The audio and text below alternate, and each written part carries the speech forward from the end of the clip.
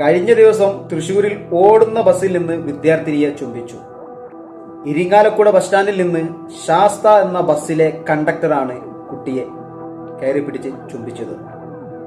കുട്ടി ബസ് സ്റ്റാൻഡിൽ നിന്ന് സ്കൂളിലേക്ക് പോകുന്ന വഴി ബസ്സിൽ നിന്ന് കുട്ടിയെ കയറി പിടിച്ച് ചുംബിക്കുകയും ശേഷം കുട്ടി സ്കൂളിലെത്തി മറ്റുള്ളവരുമായി പറഞ്ഞ് കരഞ്ഞ് ഉടനെ രക്ഷിതാക്കളിലേക്ക് വിവരം എത്തിച്ച് രക്ഷിതാക്കൾ മുഖേന ബസ് പിടികൂടുകയും ബസ്സുമായി പോലീസ് സ്റ്റേഷനിൽ എത്തുകയാണ് ചെയ്തത്.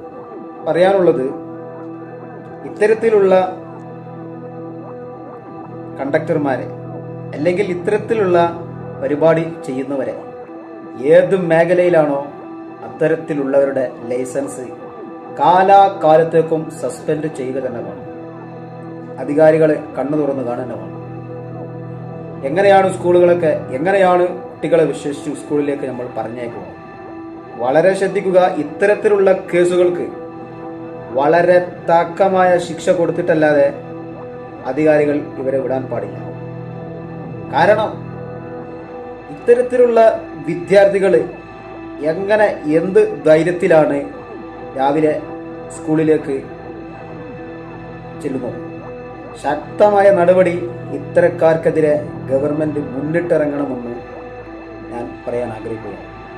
ഇനി ഇവിടുന്ന് അങ്ങോട്ട് ഒരു വിദ്യാർത്ഥികൾക്കും, കേരളത്തിലെ ഒരു വിദ്യാർത്ഥികൾക്കും ഇത്തരം ഒരു അനുഭവം ഇനി ഉണ്ടാവാൻ പാടില്ല. അത്തരത്തിലുള്ള ഒരു നടപടിയാണ് ഗവൺമെന്റ് ഈ വിഷയത്തിൽ എടുക്കേണ്ടത്. ഇനി ഒരാൾക്കും ഇത്തരത്തിലുള്ള ഒരു സംഗതി ചെയ്യാൻ ധൈര്യം വരാൻ പാടില്ല. എങ്ങനെയാണ് കുട്ടികളെ ഇത്തരത്തിൽ ചെയ്യുന്നവരുടെ ലൈസൻസ് വരെ കട്ടാക്കി ഇനി മേലാൽ ഇത്തരത്തിലൊരു പരിപാടി ഒരാൾക്ക് ചെയ്യാനുള്ള ധൈര്യം വരാൻ പാടില്ല. എല്ലാവരും ശ്രദ്ധിക്കുക. എല്ലാ രക്ഷിതാക്കളും കുട്ടികളോട് എല്ലാ കാര്യങ്ങളൊക്കെ ഒന്ന് എല്ലാ ദിവസവും ചോദിച്ചറിഞ്ഞ് മനസ്സിലാക്കണമെന്ന് ഞാൻ പറയാൻ ആഗ്രഹിക്കുകയാണ്. കാരണം ഈ കുട്ടിയെ നിരന്തരം ശല്യപ്പെടുത്തുകയും ഒരു ദിവസം ഈ കുട്ടിയെ ഓടുന്ന ബസ്സിൽ നിന്ന് കയറി പിടിച്ച് ചുംബിച്ചിട്ടുണ്ട് എന്നുണ്ടെങ്കിൽ എത്ര കുട്ടികൾ ഇത്തരത്തിലുള്ള ബുദ്ധിമുട്ടുകൾ നമ്മുടെ നാട്ടിൽ നിന്ന് സഹിക്കുന്നുണ്ട് എന്ന് മനസ്സിലാക്കുക. ഇനിയൊരു കുട്ടിക്കും ഇത്തരത്തിലുള്ള ഒരു അനുഭവം നമ്മൾ കേൾക്കാൻ പാടില്ല. അത്തരത്തിലുള്ള ശിക്ഷാ നടപടികൾ ഗവൺമെന്റ് കൊടുക്കണമെന്ന് വിനയപൂർവ്വം അഭ്യർത്ഥിക്കുകയാണ്. നമ്മൾ സംരക്ഷിക്കുക. മറ്റൊരു വീഡിയോയുമായി വീണ്ടും വരാം. Okay, by.